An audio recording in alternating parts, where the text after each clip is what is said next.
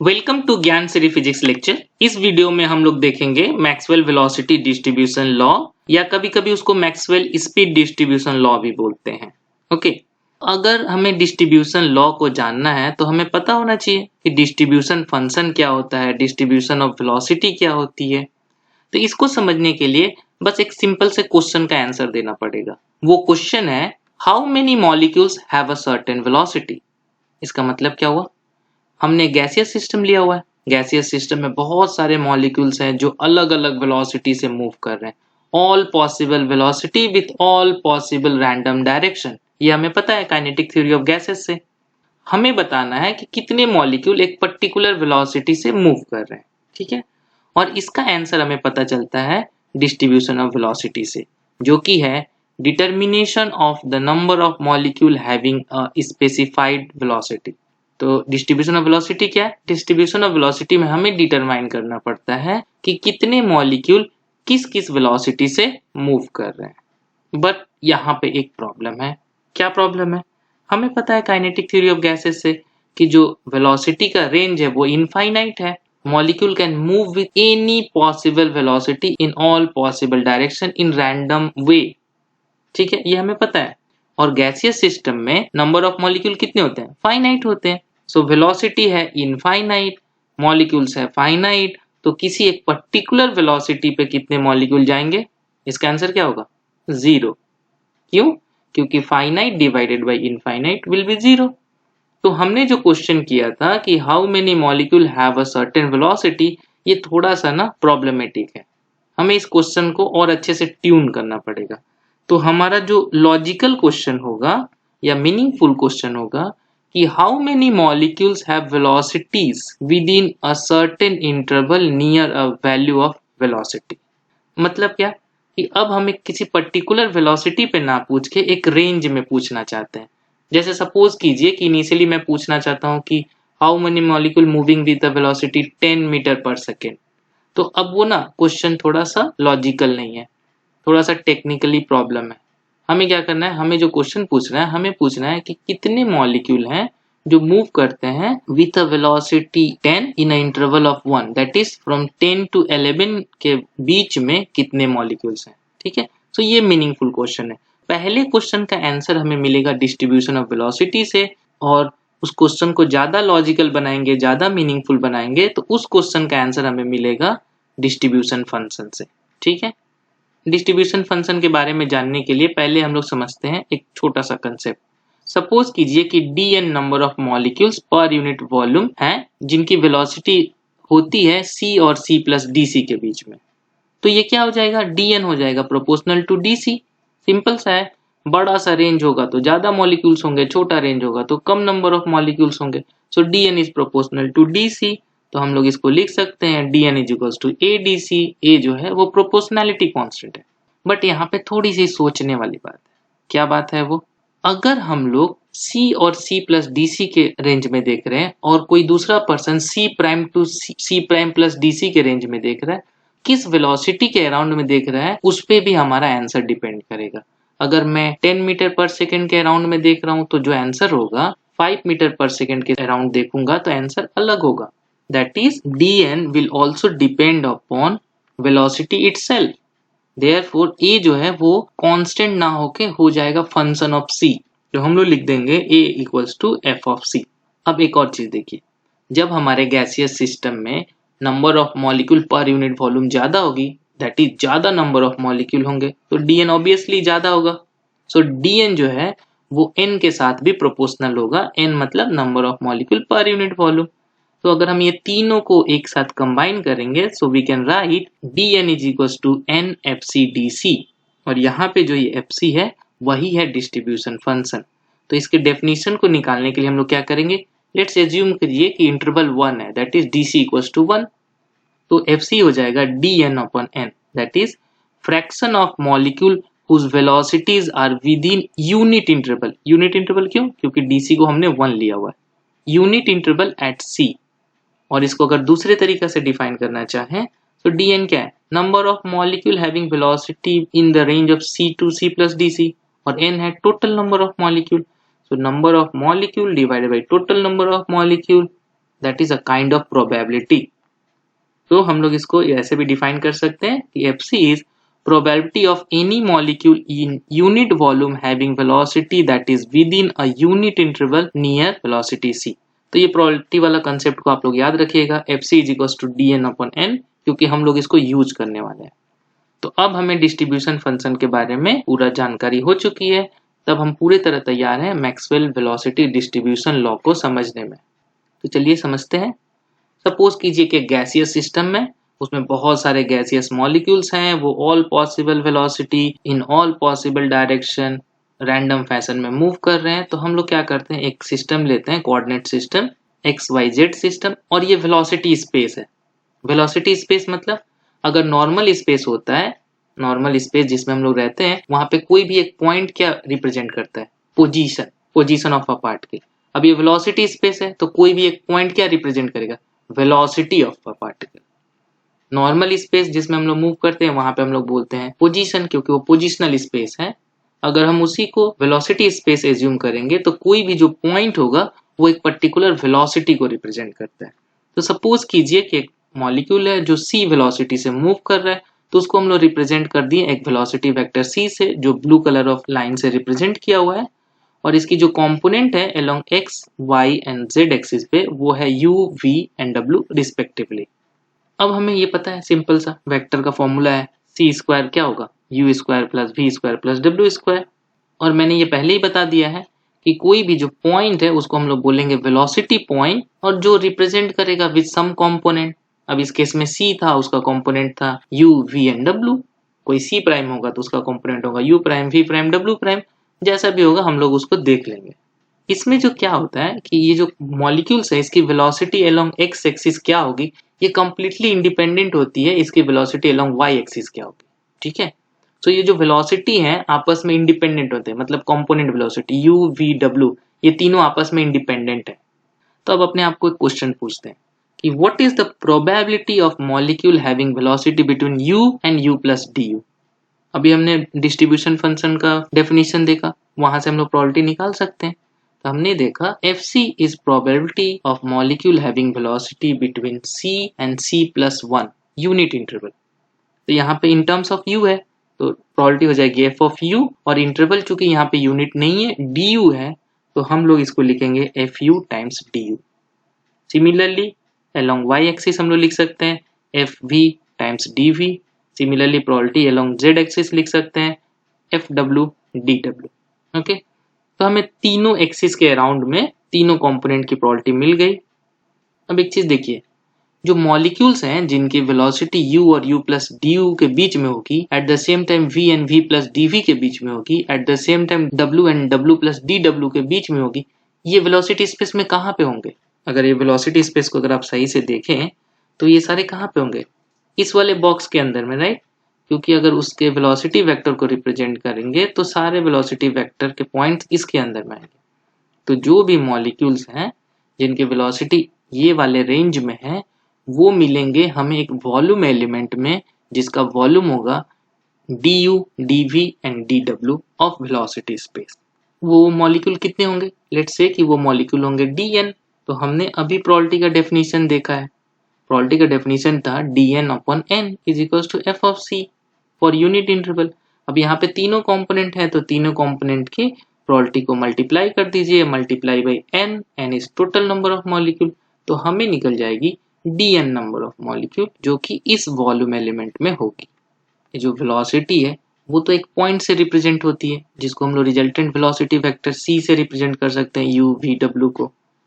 तो ये जो फंक्शन है f of u, f of v, f of w, ये कंपोनेंट फॉर्म में है। अगर इसको हम लोग कॉम्पैक्ट फॉर्म में लिखना चाहें तो इसको एक दूसरे फंक्शन से भी रिप्रेजेंट कर सकते हैं। लेट्स से कि वो फंक्शन है फाई सी स्क्वायर, बिकॉज सी जो है वो रिजल्टेंट वेलोसिटी है। तो चाहे तो आप ऐसे लिखिए या फिर ऐसे लिखिए। ओके, अब इसको थोड़ा सा रीअरेंज करते हैं, dn को डिवाइड करते हैं du, dv, dw से। तो du, dv, dw क्या है, volume, right, volume in velocity space. So dn number of molecule divided by volume, that is density। तो रो को हम लोग बोलेंगे number density in velocity space. Again हमारा जो स्पेस है वो वेलोसिटी स्पेस है, हमने यहाँ पे अब रो का एक सिंपल फॉर्मूला लिख लिया है, rho is equal to N f of u f of v f of डब्ल्यू is equal to N pi c square.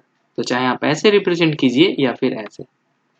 अब एज्यूम कीजिए कि हम किसी एक फिक्स वेलोसिटी की बात कर रहे हैं, लेट्स से सी जो है वो फिक्स्ड है। तो उस केस में क्या होगा, अगर हम लोग इसकी डेरिवेटिव करेंगे तो ये देखिए right hand side N pi c square, ठीक है। तो ये क्या हो गया, फिक्स्ड हो गई। तो सी फिक्स्ड हो गई तो इसका डेरिवेटिव क्या हो गया, जीरो हो जाएगा। तो इसका डेरिवेटिव हम लोग जीरो लिख लेंगे। यहाँ पे सी फिक्स्ड है, बट हम लोग ये नहीं बोल सकते कि यू वी डब्ल्यू भी फिक्स्ड है। ओके, सी फिक्स्ड होने का मतलब है u square plus v square plus डब्ल्यू स्क्वायर की वैल्यू फिक्स्ड हो जाएगी। बट यू वी एंड डब्ल्यू चेंज अगर करेंगे तो भी वो कंडीशन को सेटिस्फाई करेगा। सो यू वी एंड डब्ल्यू वेरिएबल है बट सी स्क्वायर फिक्स्ड है। तो इसका मतलब क्या है, u square plus v square plus डब्ल्यू square is equal to fixed, ठीक है। तो इसकी डेरिवेटिव हो गई जीरो, बट हम लोग इसको जीरो नहीं बोल सकते। तो हम लोग इसको यहाँ से लिख सकते हैं d of f of u f of v f of डब्ल्यू is equal to zero. Simple सा डेरिवेटिव है, कर दीजिए इसको derivative f prime u f e f z d you plus second term का डेरिवेटिव प्लस थर्ड टर्म का derivative. अब ये पूरे इक्वेशन को हम लोग डिवाइड कर देंगे f of u f of v and f of डब्ल्यू से। डिवाइड करने के बाद जो आएगा लेट्स से कि वो है इक्वेशन नंबर 1। ओके, अब हमने सी को फिक्स लिया हुआ है, तो जैसा कि मैंने आपको बताया कि u square plus v square plus डब्ल्यू स्क्वायर फिक्स होगा, ठीक है। तो हम लोग इस इक्वेशन को अगर डेरिवेटिव करेंगे तो हम लोग लिख सकते हैं U D you plus V D V plus W D W equal to zero. Let's say कि ये इक्वेशन 2 है। अब हम लोग क्या करेंगे, ये दोनों इक्वेशन को कॉम्बाइन करेंगे, ओके, बिकॉज कंडीशन दोनों में सेम है। तो हम लोग हेल्प लेंगे लैग्रेंजियन मल्टीप्लायर का। तो यहाँ पे बोलेंगे कि अल्फा एक लैग्रेंजियन मल्टीप्लायर है, तो हम लोग क्या करेंगे, equation 1 plus alpha times equation 2 multiply कीजिए और रीअरेंज कीजिए। तो ये आया हमारा एक फाइनल सा इक्वेशन जिसको हम लोग सॉल्व करेंगे to find out f of u f of v and f of डब्ल्यू, ठीक है। यहाँ पे अल्फा जो है वो अनडिटरमाइंड लैग्रेंजियन मल्टीप्लायर है, मतलब इसको हमें डिटरमाइन करना पड़ेगा। अल्फा जो है एक तरह का अननोन है। मैंने पहले ही बताया है कि ये तीनों जो कंपोनेंट हैं वो आपस में इंडिपेंडेंट है। तो हम क्या कर सकते हैं, आर्बिट्री चूज कर सकते हैं किसी टू को, और तीसरा जो है वो इक्वेशन से मिलेगा, क्योंकि u square plus v square plus डब्ल्यू square equal to c square. तो यू और वी को आर्बिट्री चूज करेंगे तो डब्ल्यू उस इक्वेशन से मिलेगा। अब हम लोग एज्यूम करते हैं कि डी ऑफ डब्ल्यू is equal to d of v equal to zero, और हमें मिल जाएगा कि d of u is not equal to zero. तो इस कंडीशन को अगर यूज करेंगे हम लोग यहाँ पे, तो हमें सिंपल सा मिलेगा f prime u upon f u plus alpha u is equal to zero. Similarly आप अदर टू कंपोनेंट्स को जीरो कीजिए और तीसरे को नॉन जीरो कीजिए। तो ऐसे करके हम लोग तीन डिफरेंट कंडीशन अगर हम लोग यूज करेंगे तो हम लोग को ये तीनों इक्वेशन मिल जाएगा। अब ये सिंपल सा इक्वेशन हो गया, इसको हम लोग इंटीग्रेट कर देंगे। तो इंटीग्रेट करने से मिलेगा f of u is equal to a e to the power minus alpha u square upon 2। Similarly f of v and f of डब्ल्यू, और ए जो है वो हो गया इंटीग्रेशन कांस्टेंट। तो इंटीग्रेशन काफी सिंपल है। अब यहाँ पे ये जो फंक्शंस है f of u f of v f of डब्ल्यू, इसमें प्लग कर दीजिए तो सिंपली हमें dn मिल जाएगा। dn हो जाएगा n a cube exponential minus alpha upon 2 you square plus v square plus डब्ल्यू square d U D we D W. Similarly रो को निकाल लेंगे, और देखिए यहाँ पे you square plus v square plus डब्ल्यू स्क्वायर को सी स्क्वायर भी लिख सकते हैं। तो हम लोग रो को लिखेंगे n a cube exponential minus b c square, और ये जो b है वो है अल्फा अपॉन 2, ठीक है। तो हमारे यहाँ पे दो अननोन्स हो गए a and b। Complete picture निकालने के लिए हमें a और b को निकालना पड़ेगा। अब यहाँ पे देखिए बहुत बार क्वेश्चंस आते हैं कि what is the nature of rho, ठीक है। ये जो डेंसिटी है इसका नेचर क्या है, तो ये सिंपल है एक्सपोनेंशियली डीकेइंग, और ये मैक्सिमम डेंसिटी होगा कहाँ पे, एट c इक्वल्स टू 0, ठीक है, जब वेलोसिटी जो है वो 0 हो जाएगी। तो इसको हम लोग बोलेंगे molecular density curve in velocity space, okay, because rho जो है वो नॉर्मल स्पेस में नहीं है, वेलोसिटी स्पेस में। So this is the function of rho versus velocity c, the resultant velocity. ये जो c जो है वो क्या है, c square equals to u square plus v square plus डब्ल्यू स्क्वायर। सो c जो है वो मैग्नीट्यूड है, दैट मीन्स स्पीड है, इसीलिए इसको हम लोग ना मैक्सवेल स्पीड डिस्ट्रीब्यूशन लॉ भी बोलते हैं। तो या फिर आप वेलोसिटी डिस्ट्रीब्यूशन लॉ बोलिए।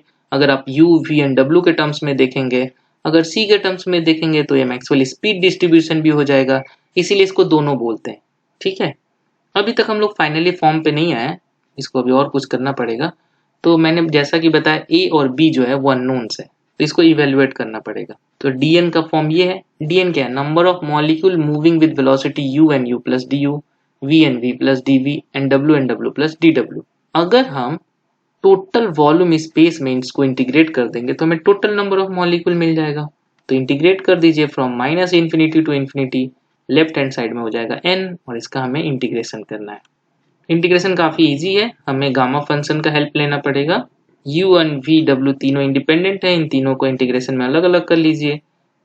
तो हम लोग क्या करेंगे, इसको एज्यूम करेंगे i is equal to minus infinity to infinity e to the power minus b u square d u is same, क्योंकि तीनों देखिए एग्जैक्ट सेम इंटीग्रेशन है, u के जगह पे v है एंड w है, तो तीनों को हम लोग i एज्यूम कर लेंगे और यहाँ पे प्लगिंग करने पे जो हमें मिलेगा i cube equals to 1 upon a cube.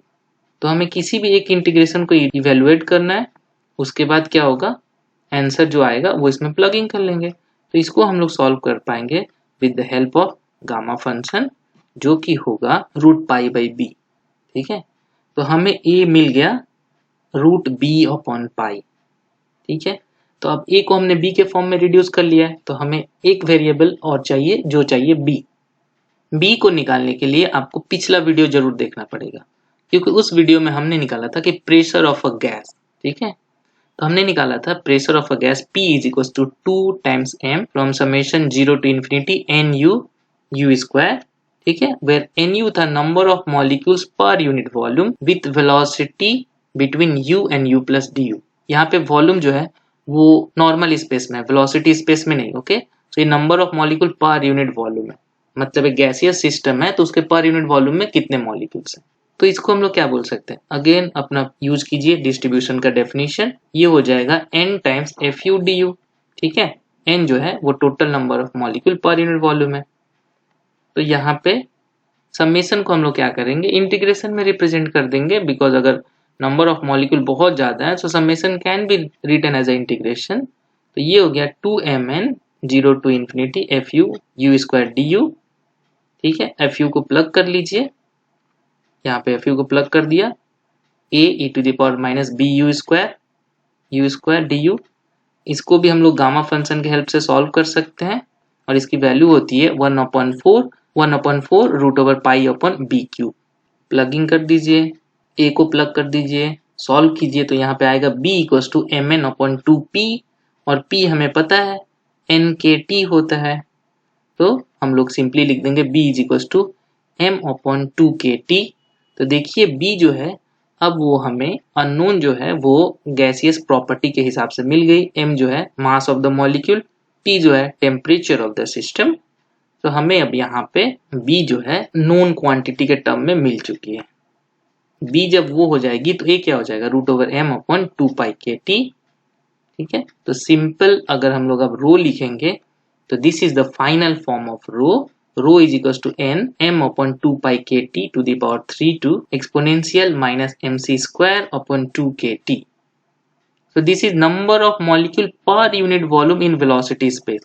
So the number of molecules क्या हो जाएगा, अगर हम लोग वॉल्यूम से मल्टीप्लाई कर देंगे। ठीक है, सपोज कीजिए कि हम लोग दो स्फीयर कंसीडर कर रहे हैं, जिनका एक का रेडियस है c, दूसरे का रेडियस है c प्लस डी सी।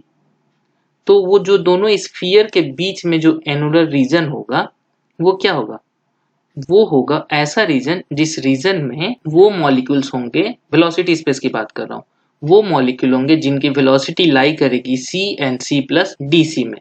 ठीक है, तो हम लोग क्या करेंगे, rho times the volume of that spherical cell करेंगे, तो हमें मिल जाएगा कि number of molecule lying between velocity c and c plus d सी।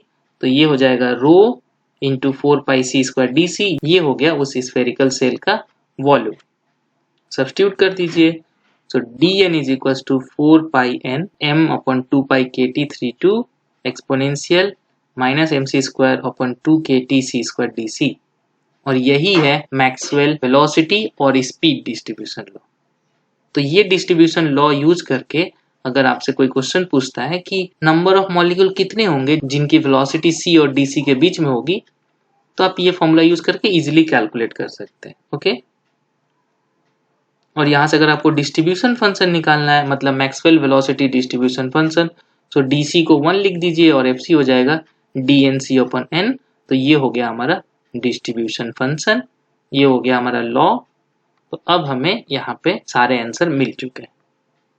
ठीक है, ये डिस्ट्रीब्यूशन फंक्शन को हम लोग कैसे यूज कर सकते हैं, तो डिस्ट्रीब्यूशन फंक्शन को अगर आप प्लॉट कीजिएगा विथ रिस्पेक्ट टू वेलोसिटी तो ऐसा कुछ कर्व मिलेगा। ठीक है, इसमें कोई भी आप एक स्ट्रिप ले लीजिए, लेट्स से कि मैंने एक स्ट्रिप ले लिया है ऑफ विथ डीसी, तो इस स्ट्रिप में जितने नंबर ऑफ मॉलिक्यूल होंगे वही होंगे डीएनसी।